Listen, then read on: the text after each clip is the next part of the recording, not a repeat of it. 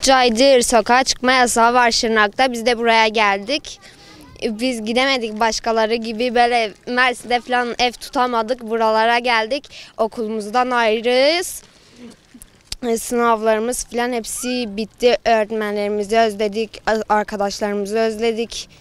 Onların yanına gitmek istiyoruz. Biz de okumak istiyoruz. Okuyacaktık, çalışkandık, okuyacaktık. Biz de doktor falan olacaktık ama okuyamadık. Bundan sonra gitsek de telafilere de bu sıcakta insan bir şey öğrenemiyor. Kurs vardı, kursa gidecektik. Daha iyi olmak için ona da gidemedik. Burada da bir su bile yok. Bayram geliyor, biz de gidip elbise almak istiyoruz.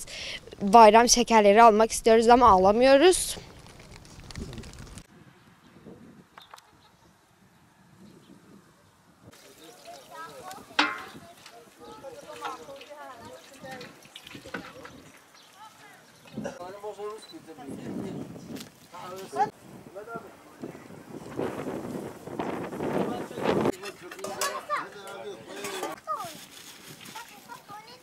Rize'de yaşıyorum. Şırnak'tan geldik. 3 aydır sokağa çıkma yasağı var. Su sıkıntımız ve yemek sıkıntımız zaten yok. Ancak su sıkıntımız fazla var. Dereden su alıyoruz. Eğitimimizden kaldık. Okula gidemiyoruz. Buraya geldiğimizde sevindik okula gideceğiz diye. Ona da gidemedik. Şimdi zaten Ramazan geliyor. Hiçbir şey yapamıyoruz. Büyüklerimiz de bir şey yapamaz. Her şey biz küçük çocuklara kalıyor.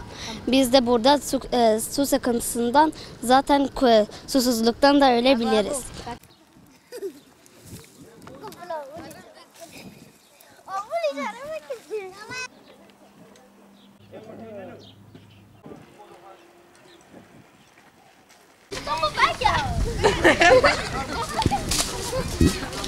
Yanlış yerden çekiyor.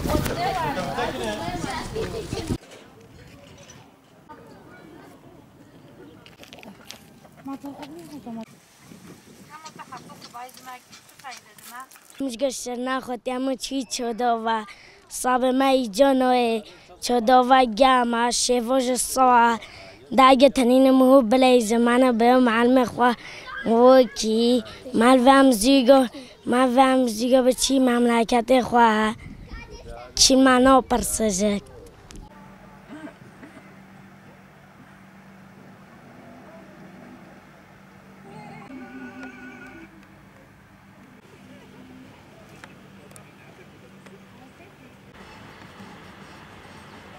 Hanım.